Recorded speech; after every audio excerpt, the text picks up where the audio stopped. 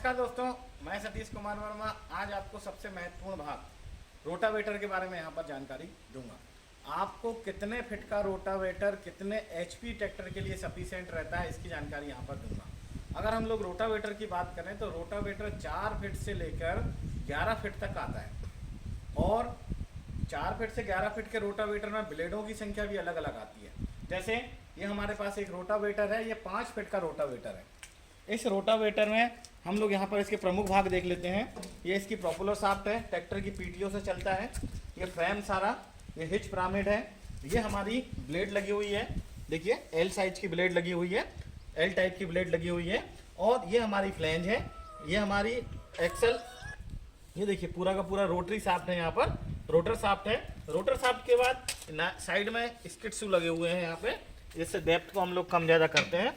और पीछे देखें हम लोग तो ये देखिए लेबलिंग प्लेट लगी हुई है यहाँ पर, देखिए ठीक है। ये इसका गियर बॉक्स है, मेन गियर बॉक्स है, मल्टी स्पीड गियर बॉक्स बोलते हैं इसे। इसमें 90 नंबर आयल हम लोग यूज़ करते हैं। और ये साइड गियर बॉक्स है, साइड गियर बॉक्स से ही रोटरी शाफ्ट में पावर जाती है। एक्चुअल में जो पावर जाती है वो ट्रैक्टर के 540 पीटीओ आरपीएम पर आपके रोटर की जो स्पीड होगी वो 210 से लेके 180 से लेके 210 आरपीएम तक ही होनी चाहिए। अगर इससे ज़्यादा होगी तो ट्रैक्टर पर बहुत ज़्यादा लोड पड़ता है। अब आती है इसमें ब्लेड की संख्या।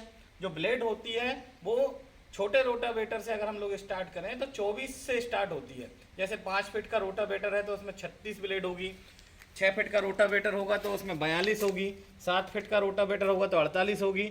अगर और आगे चलें तो 56, 62 ऐसे करके बढ़ते जाती है, 11 फीट तक की उसमें आती है। अब आपको आता है ट्रैक्टर का सिलेक्शन और रोटावेटर का सिलेक्शन हमें कैसे करना है। तो आपको विशेष ध्यान रखना है कि आपके पास कितने एचपी का ट्रैक्टर है। जो भी आपका ट्रैक्टर एचपी होगा उसकी पीटीओ एचपी पे आपको जाना है, क्योंकि रोटावेटर की जो डिज़ाइन होती है वो इस तरह होती है कि इसकी एक ब्लेड, ये एक ब्लेड एल साइज की अगर एक ब्लेड है तो एक पीटीओ एचपी के बराबर है। तो आप सिंपल सा तरीका है कि जितनी इसमें ब्लेडों की संख्या होगी उतने एचपी का ट्रैक्टर आपको लेना है, सबसे सरल। या इसमें फ्लैंज, ये जो फ्लैंज होती है, एक फ्लैंज जो आपको दिख रही है इसमें जितनी भी ब्लेड लगी हुई है, ये एक फ्लैंज इस तरह डिजाइन होती है कि 7 एचपी के ट्रैक्टर के लिए सफिशिएंट होती है। अब ट्रैक्टर की बारी आती है कि ट्रैक्टर का सिलेक्शन कैसे करना है। अगर आपके पास 45 एचपी का ट्रैक्टर है, देखिए आपको पीटीओ एचपी लेनी है, मैं आपसे बार बार बोल रहा हूँ। अगर 45 एचपी का ट्रैक्टर है तो उसकी पीटीओ शाफ्ट पर जो होगी पावर 85 से लेकर 95% तक ही आती है। अगर 45 एचपी का ट्रैक्टर है तो उसका 39 एचपी तक ही पीटीओ पर आएगा। ऐसी 50 एचपी का है तो 43 आएगा, 55 एचपी का है तो 47 आएगा। तो इस तरह आप लोग कैलकुलेशन कर सकते हैं। अगर मेरे पास 45 एचपी का ट्रैक्टर है तो उसमें मैं 36 ब्लेड का 36 ब्लेड 42 ब्लेड का रोटावेटर चला सकता हूँ। नॉर्मल तौर पर 36 ब्लेड का जो रोटावेटर होगा वो हमारे 45 एचपी के ट्रैक्टर में चलेगा।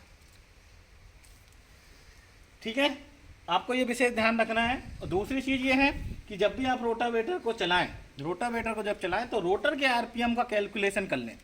रोटर के आरपीएम का कैलकुलेशन करने के लिए अधिकतर कंपनियां इसके गियर बॉक्स में, ये मेन गियर बॉक्स है, इस गियर बॉक्स से साइड में चार्ट दिया हुआ होता है। ये देखिए ये चार्ट दिया होता है, तो इसमें दिया हुआ है कि अगर आप 540 आरपीएम पर चला रहे हैं तो रोटर की स्पीड कितनी होगी, और अगर 1000 आरपीएम पे चला रहे हैं तो आपकी रोटर की स्पीड कितनी होगी। नॉर्मल तौर पर जो स्पीड होनी चाहिए ट्रैक्टर के साथ, कोई भी ट्रैक्टर हो, उसकी 160, 180 और 200, ये 3 स्पीड पे आप लोग चलाएंगे तो आपके ट्रैक्टर में डीजल की खपत कम रहेगी और आसानी से प्रॉपर तरीके से पल्वेराइजिंग करेगा और मिट्टी को बारीक करेगा।